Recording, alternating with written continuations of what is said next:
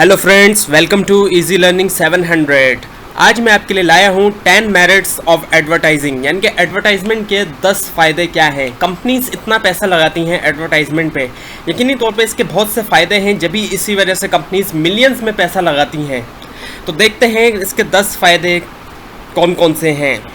Cost effective है advertisement mass audience के लिए, यानी बहुत सारी जो ऑडियंस है मास, उसके लिए कॉस्ट इफेक्टिव है। हर किसी को अलग से अगर मैसेज पहुंचाएंगे तो उसमें बहुत पैसा लगेगा, लेकिन एडवर्टाइजमेंट के थ्रू मास मीडिया को यूज़ करते हुए मास ऑडियंस तक जो है वो मैसेज को पहुंचाया जा सकता है और बहुत ही कम कॉस्ट आती है। अगर उसकी हम पर पर्सन कॉस्ट देखें, अगर हर एक को जाके पहुँचाएंगे और एक तरफ लाखों करोड़ों लोगों तक जब कोई मैसेज पहुंचाया जाता है एडवर्टाइजमेंट के थ्रू, तो पर पर्सन उसकी कॉस्ट बहुत कम आती है।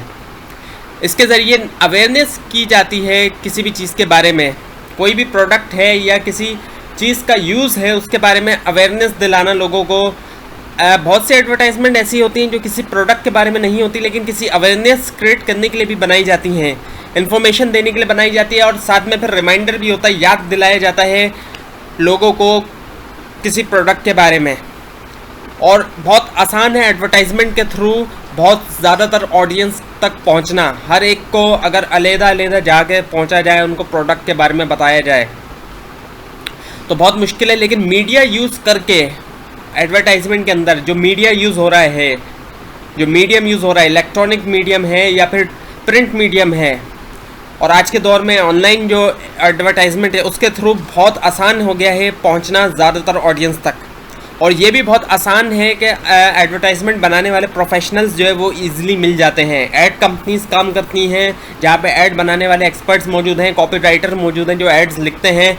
इसके अलावा ऑनलाइन फ्रीलांसिंग साइट्स पे भी बहुत से एडवर्टाइजमेंट के एक्सपर्ट्स मौजूद हैं, प्रोफेशनल्स मौजूद हैं जो एडवर्टाइजमेंट बनाते हैं।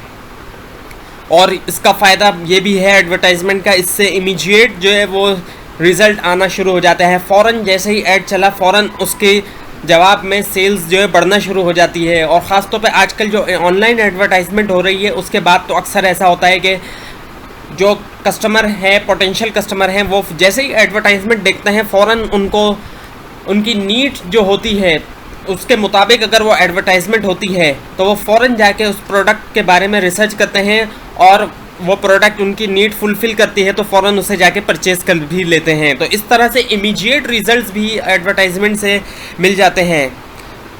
इसके अलावा ये रिमाइंड करता है, लोगों को कराता है कि जो वो प्रोडक्ट भूल चुके हैं, जो जिन प्रोडक्ट्स को वो यूज़ कर रहे थे और वो उन प्रोडक्ट का यूज़ भूल चुके हैं, ये रिमाइंडिंग वाली भी एडवर्टाइजमेंट की जाती है। ये उन प्रोडक्ट्स के लिए की जाती है जो पुरानी प्रोडक्ट्स हैं, लोग उसको भूल चुके हैं। अब कंपनीज जो है वो ऐड चला के याद दिलाती है अपने पुराने कस्टमर्स को कि ये प्रोडक्ट जो है अवेलेबल है, और अगर उसमें कोई फीचर्स लेकर आई है कंपनी नए तो उसको भी इंट्रोड्यूस करवाती है एडवर्टाइजमेंट के थ्रू।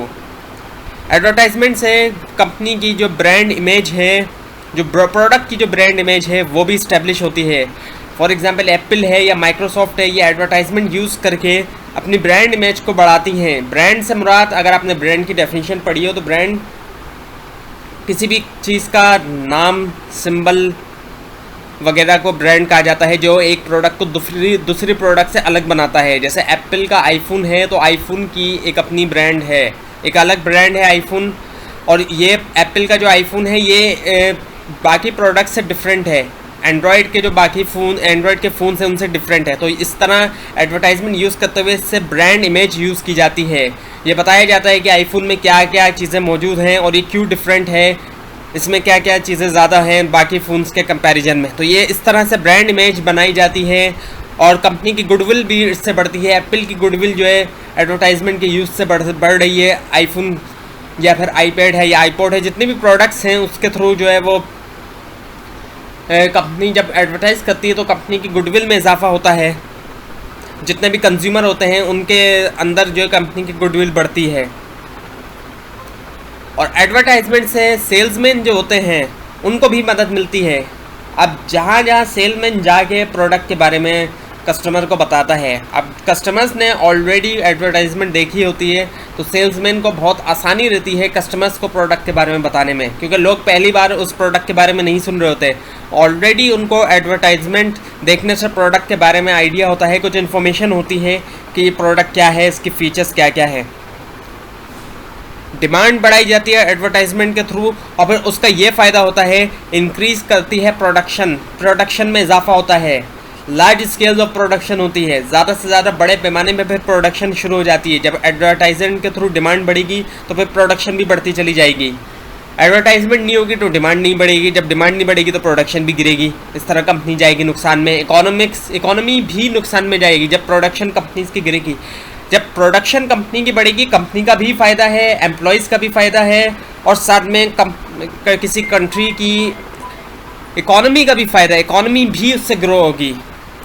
और एडवर्टाइजमेंट के थ्रू कंपनीज जो है वो कंट्रोल करती हैं कंटेंट जो मवाद जो उसमें दिखाया जा रहा है और प्रेजेंटेशन जो उसको प्रेजेंट किया जाता है। एक तरफ तो उसका कंटेंट बन गया कि क्या क्या उसके अंदर शामिल है एडवर्टाइजमेंट में, दूसरा ये कि उसमें उसको किस तरीके से प्रेजेंट किया जाएगा।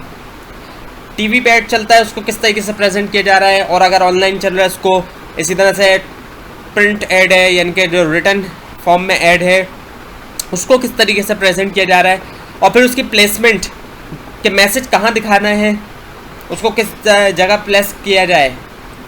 अगर टीवी पे भी दिखाया जा रहा है तो टीवी पे कब दिखाया जाए, उसको कौन सा टाइम लिया जाए, कौन सा स्पॉट लिया जाए, और इसी तरह अगर न्यूज़पेपर पे दिखाया जाए तो कौन से पेज पे लिया जाए इसको, और कितना बड़ा ऐड हो। तो ये सारी चीज़ें कंट्रोल की जाती हैं एडवर्टाइजमेंट के थ्रू। ये थे 10 मेरिट्स ऑफ एडवर्टाइजिंग। अगर आपको ये वीडियो अच्छी लगी तो इस चैनल को सब्सक्राइब कीजिए। अगर आपको इस वीडियो में कुछ मिस्टेक लगती है उसको भी ज़रूर हाईलाइट कीजिए, अपने सजेशन दीजिए, वैल्यूएबल सजेशंस आपके बहुत ज़रूरी हैं। और